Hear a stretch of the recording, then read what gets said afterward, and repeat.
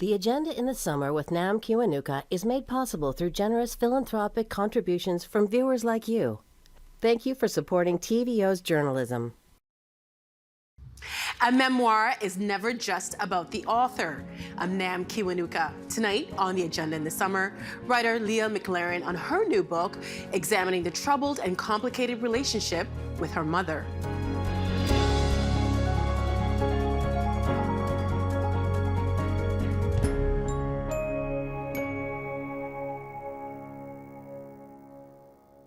Who do stories belong to? Can you write about your life and untangle it from those you grew up with, especially your mother? In an honest, thoughtful examination, novelist and journalist Leah McLaren explores that. Her work has long appeared in the Globe and Mail and Maclean's here in Canada, and in such British outlets as The Guardian and The Observer magazine. Her new book is Where You End and I Begin, a memoir. Welcome, Leah McLaren, to our studio. Hi. Hi. It's really nice to meet you. Thank you for having me. So I just want to say to our viewers and also to you, we're going to talk about some really difficult things, and just to put a content warning out there. And at any point, if you want to stop, just say Nam, that's it. And if you don't want to answer anything, don't answer anything, okay? So I wanted to read something. You start the book by detailing a night out you had when you were just 14 years old, which ended with you being sexually assaulted by one of your friends. In the book, you describe him, and you say to him continuously, he's ignoring your request for him to stop, and you write this. The problem is that he wants it more than I don't. Fine, I say at last, do what you want, I'm going to sleep. Scott says nothing. He slides over me like the lid of a cast iron pot. He pushes my legs apart gently and proceeds to settle the debt. It only takes a few minutes. When this happened, did you consider that you had been sexually assaulted? No, and honestly, I still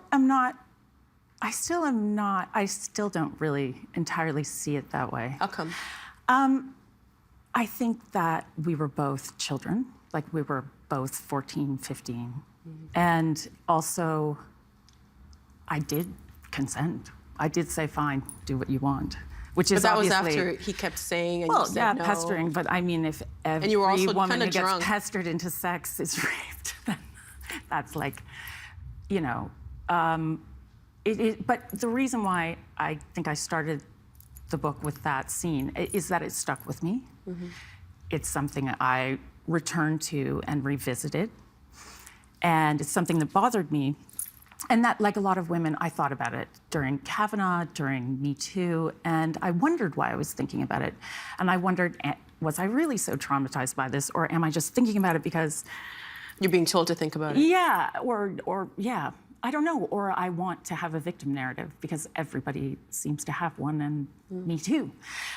So that's the tricky thing. I also think that it was, I don't know, I'm interested, and what the book is interested in are those sort of gray area traumas or sexual trauma, sexual discomforts. What happened at the pool party, was, I think, to some degree, very troubling and traumatic for all three. There were three of us involved in the whole scene. And it's always, I don't know who was wrong or right. I mean, in that very moment, definitely he was, he was not acting well. But I think the truth is that a lot of women and men who have some kind of violation in their life, they experience it not in a completely black and white way, and we go on experiencing these troubling things in a not black and white way, and that our culture increasingly seems very black and white in the way that these stories are told. Do you think our culture is demanding that we see it in a black and white way? Not demanding. I think that's always black and white stories, fairy tales have always been easy for people to comprehend, but I think what's happened with the rise of social media is that that sort of binary way of understanding the world has been heightened, and the moral stakes seem to be heightened. Mm-hmm. You know, something like cancel culture, the irony of it is, if we assume that cancel culture sort of came out of things like Black Lives Matter and Me Too, the irony is that it doesn't make the world seem more just. It makes the world seem almost more scary. And that interests me. When did this particular incident get reframed in your mind? Well, it was something I thought about a great deal. I talked to therapists about it. I didn't think about it a lot. I thought about it a lot at the time and the year after, because my best friend and I sort of broke up over it. And there was a lot of gossip at school. But then I kind of moved on. And then it sort of came back during Kavanaugh. Kavanaugh was really, and it was also not a dissimilar, teenagers, a back bedroom. And I thought of it a lot. I felt very angry, mostly that he was confirmed on the Supreme Court, not so much about the pool party. But yeah, it's a tricky thing. I don't actually feel angry at the person involved or either of the people involved. But you cried about it. Yeah. So what were you feeling when you were crying about it?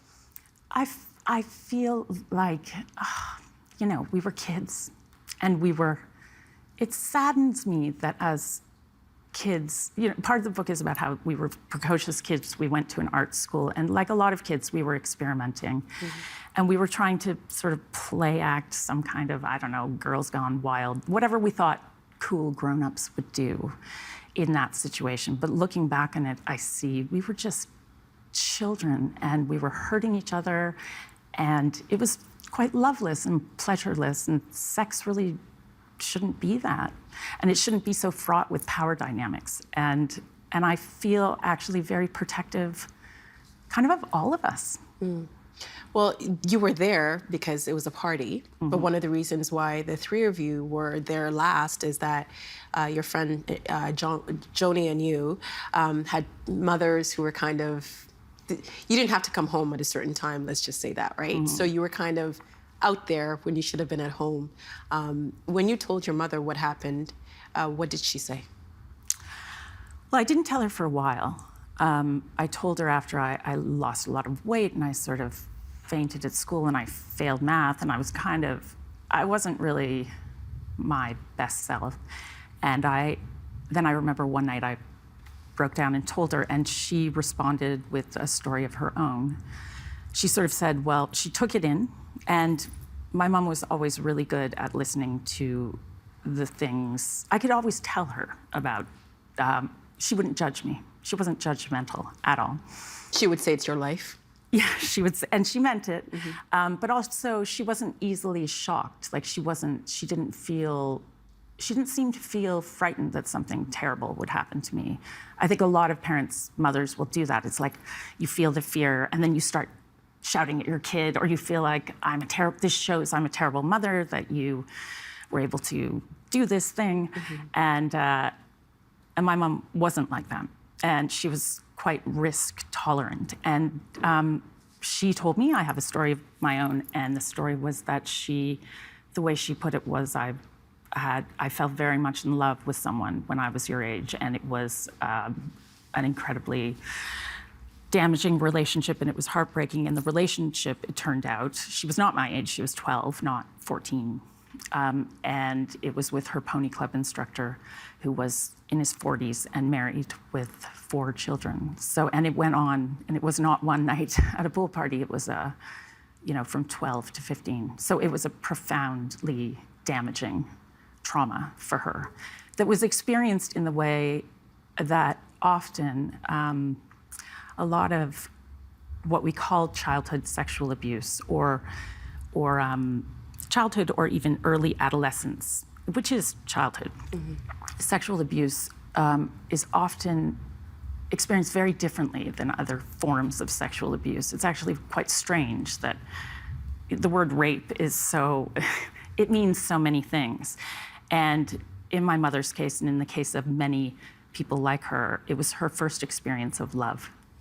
And she, Some people might hear that and think that's an odd thing to say because he was 45. As you mentioned, he had 4 children, some of them, I think, older than her. Older than her. And she was 12, so she's a child still. So how can it be an act of love? Well, I think that Well, I mean, grooming, right? So I think, did you see the Michael Jackson documentary? Yes. Similar. I mean, in that was a really profound documentary, I thought, because it went very deep into victim experience. And people don't really, it's a very uncomfortable thing to think about. But in my experience, you know, a lot of child victims are made to, they believe they fall in love with or maybe they do fall in love. I mean, and the predator presents as someone who is a loving, you know, paramour. That makes them feel yeah, safe. yeah. When you tell your mom that, and she tells you what happened to her, and this person is called the horseman, you call that person That's what I that in the call book. What's your reaction to what your mom tells you? So my reaction was, I was just flabbergasted. Obviously, my parents met in high school, and I just assumed that they had been each other's first, and they had divorced. But basically, I was relieved because I could it was almost like a physical sensation. I could feel the importance of my own trauma. It just seemed suddenly sort of facile and unimportant. And the truth is about, you know, victimhood is that there's a reason why people don't want to talk about this stuff, because it's like, how about I'm just not a victim and I don't talk about it? And so in a way, it allowed me to take that experience and sort of think, well, Mom's right, like, I'll get over it. She got over that.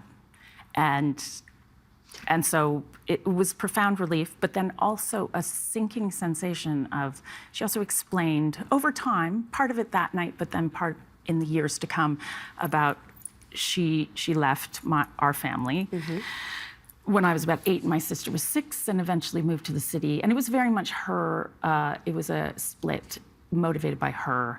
And she had, before that, been this really quite conventional stay-at-home mom, like didn't work, made her own maple syrup, like was just quite, and her father died, and she said it was like something in me just snapped, and she didn't have to pretend to be a good girl anymore.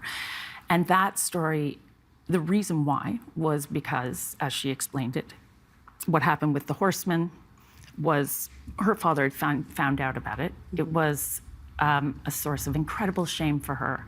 And she then came to see her marriage, her decision to have children quite young. She married at 21, had me and my sister in her 20s. And she came to see those decisions as born of a need to be a good girl, to prove that she wasn't this sort of scarlet teenager.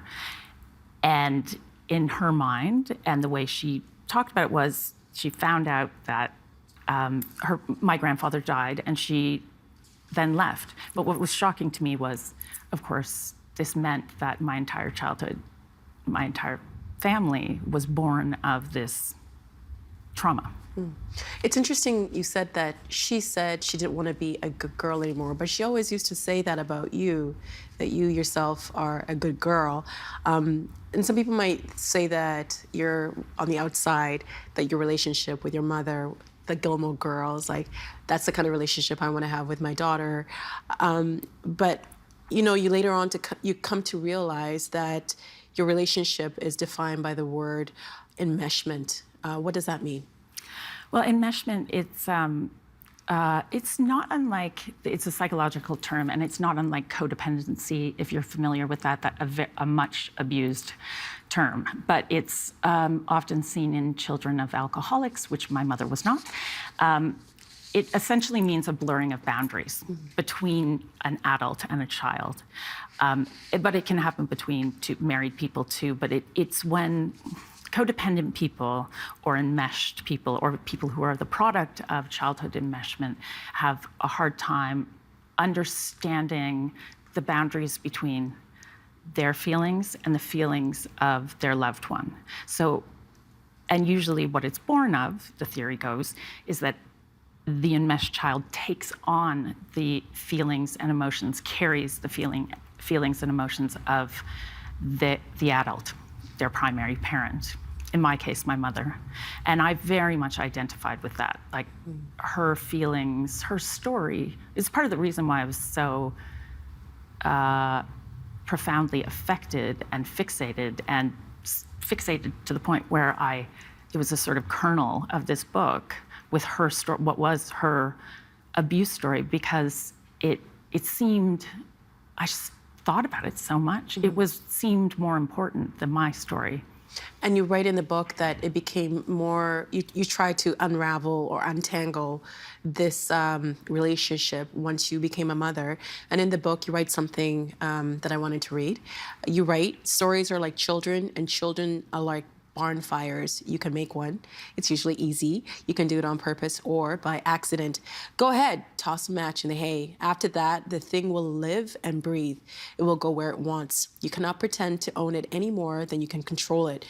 But here's the catch. You can and will be blamed for the outcome. This is especially true if you are the mother. I'm not saying it's fair. I'm saying that's how it is. You need to prepare. So how does one prepare? How does a mother prepare? That's a good question. I think for me, you need to prepare to be asked later on, because none of us is perfect. If you're trying to be perfect, that's not, you can't prepare for that. And it's more about being accountable. So when your child comes to you and says, what about that? I have a question about this or that happened. Even if you are 85 and that child is 60, the challenge, the thing you need to prepare for is that moment, and meeting that child as a parent, even then, being able to actually be accountable for your actions and your mistakes, and being able to talk about it. Mm. And I think that is I did a really interesting it was like in promoting this book, it was like a online web thing with, it was like a forum for therapists to talk about therapy and they had a couple of authors on.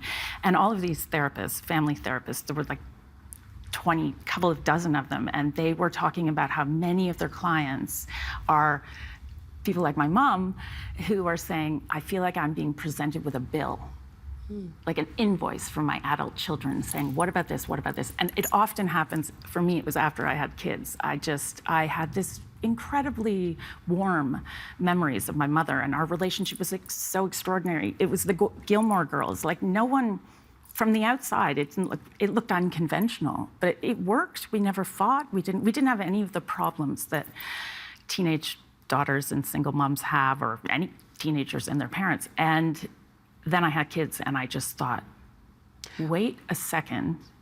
And I went to my mom with the invoice, and that did not go well. Well, it often doesn't go well. This book is something that your mom and you talked about a lot. And initially, she objected to you writing this book because she felt like you were stealing what she says was her story. She even wrote about it in the Literary Review of Canada. Do you know how she feels now? Does she still feel that way? She's still angry. I know that. How she feels, that's one of the problems. In my view, we haven't talked about it enough. And we can't. I almost wrote the book in a way, a lot of people have said to me, like, why wouldn't you wait till your mother? She said to me, why didn't you wait till I'm dead? Like, what's the problem? And I think the reason is I can't have the conversation with her. So I have one marketable skill, which is that I'm able to make my life into a story. And that's the reason why. I mean, I wrote it. I hope people connect with it, but really it's for my mom. And it's a way of connecting to her. It's interesting because in the book you talk about how you would have these conversations about brutal honesty and about how writers need to be ruthless in telling the truth. She told her own truth about you in an essay that she wrote. Do you feel that she doesn't have a reason to feel hurt, or do you feel as if this is another example of you both not really, like walking side by side, but not really seeing each other? Yeah, it's a bit of both. I mean, I feel everybody's entitled to their feelings, but my relationship with my mother is incredibly complex. It's complicated by the fact that we are both professional writers, and we communicate there are the words on the page and then the words between us. We've always, I guess, our relationship, it's an ongoing negotiation. I love her. I will always love her. She's a voice in my head. And I feel our relationship is just an ongoing negotiation. But her feelings, what she has expressed of her feelings about the book have changed a lot. Some of it's in the book. She sort of gave it her blessing and then took it away. We had a reconciliation and then but that, to be honest, that's been the story of our life for much of my adulthood.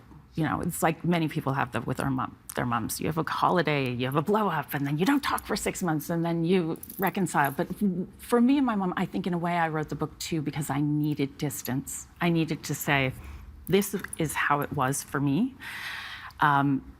Because her story, which also I would like to say messed with her templates profoundly, right?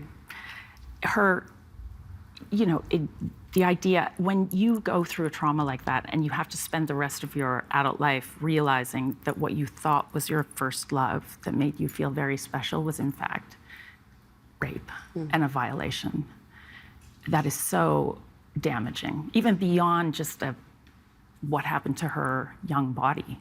It's really incredibly, profoundly distorting in terms of your ability to find your way through love and connection afterwards. So, and finally, I know we're almost out of time. For yourself, how has this book helped you to understand yourself better, not just as a mother, but just yourself? God, I mean, it has. I think that I realized that distance is important. I'm not very good at therapy. I did quite a lot of therapy, but I talk too much anyway. Like I ruminate, so it stopped really working for me, but it allowed me, it does feel like I have it out there. It's a story. It's almost like I can take the book. I feel like when all of this is over and everyone's forgotten about the book, there's gonna be a moment when I put it on the shelf and I feel like I'm hopeful I'll be able to actually move on to the extent that any of us ever gets over our mother or our childhood. I have to say, it is an excellent book. Thank you. Before we started taping, I said I was quite jealous.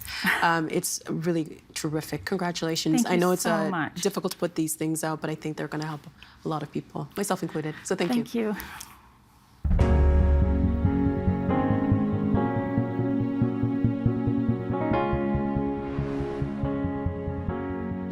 The long-awaited apology by the Pope to Indigenous people on their own land happened this summer. Charnel Anderson covers the Northwestern Ontario Hubs, and she joins us now from Thunder Bay on reaction to that. Welcome.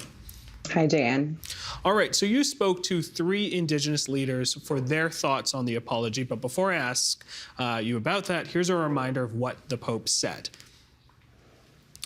He said, "I am sorry. I ask for forgiveness in particular for the ways in which many members of the church and of religious communities cooperated, not least through their indifference in projects of cultural destruction and forced assimilation promoted by the governments of that time, which culminated in the system of residential schools." All right, Charnel, what did the Deputy Grand Chief of Anishinaabe Aski Nation have to say about the apology? So in July, Anna Betty traveled to Musquecheese, Alberta, with some residential school survivors to witness the apology. And when we spoke after the apology, she told me that she didn't really feel it was her place to say whether she accepted or not. She said it was really up to the survivors, the people that endured the abuse in Canada's residential school system, that can make the decision about whether to accept the apology or not. But after the apology, she did speak with some survivors who said it was a really meaningful experience for them. This is something that people have been waiting for since at least 2015, to have the Pope apologize for the church's role in the residential school system in Canada on Indigenous soil where these horrific events took place. So it was meaningful for some people, but Anna Betty said that we also have to acknowledge, the people who were angry about the visit, the people who were triggered from it, the people who maybe have family members that were residential school survivors that are no longer with us and, didn't have the opportunity to witness this apology. So there were a lot of different reactions kind of based on where people are at in their healing journey. Saul Mamakwa, NDP MPP for Kiiwetinoong, described the emotional heaviness of the moment, but was critical of the words themselves. How so? Yeah, so Saul was also in Musquecheese for the apology, and he says that, as the Pope was apologizing, he saw people embracing one another, crying, living through this heavy emotional experience. And I spoke to Saul the day after the apology, and, after he had some time to digest it, and he said that he felt like it didn't go far enough. For example, the Pope apologized for physical, verbal, psychological, and spiritual abuse, but he didn't mention sexual abuse, something that's documented in the TRC. So people felt that was, a glaring omission in this apology. And another thing that Saul had mentioned that wasn't in the apology was the doctrine of discovery. So that's a papal bull from the 15th century that really laid the foundation and justified colonialism and the seizure of Indigenous land, including here in Canada. And that's something that, many people were calling for the Pope to revoke or, at least revisit, have some dialogue around it. But he made no mention of that in his apology. The beginning of reconciliation, that's what Ontario Regional Chief Glenn Hare called it. What else did he say? So Glenn Hare, he didn't go to Alberta. He said, it was a day for the survivors. So he just stuck around in Ontario. But, he told me that he got a sense from many people that they were satisfied with the apology. He felt that the Pope meant the words that he said, that it was authentic. And, prior to the visit, there were questions about whether the Pope may cancel his visit to Canada because of his declining health. But he came through and he brought back 2 little pairs of moccasins that were gifted to him by a chief in Saskatchewan who went to Rome earlier this year. She gave him those moccasins as a reminder of the children who attended residential schools. But she never intended, for the Pope to keep them. She wanted him to bring them back when he came to Canada to visit, and he did. So, Glenn said that those were important things for survivors to see, that the Pope had followed through on, his promises. All right, let's talk next steps. After your conversation with the 3 Indigenous leaders, what is your sense on what needs to happen next? So, reconciliation is complex and there isn't necessarily a single consensus about what to do next, but there are a lot of ideas and different things that people would like to see happen, including a dialogue around the doctrine of discovery and potentially rescinding that, which of course would not be easy because of how entrenched it is in law, both here in Canada and elsewhere. Charnel, always a pleasure. Thank you so much for this. Thanks, Jan. And that is tonight's agenda in the summer. I'm Jay Jagannath. Thanks for watching TVO and for joining us online at tvo.org. Monday, as part of our partnership with the Association of Municipalities of Ontario, Steve Paikin's conversation from earlier this week about the outlook for the provincial economy. The Agenda in the Summer with Nam Kiwanuka is made possible through generous philanthropic contributions from viewers like you. Thank you for supporting TVO's journalism. Ontario Hubs are made possible by the Barry and Laurie Green Family Charitable Trust and Goldie Feldman.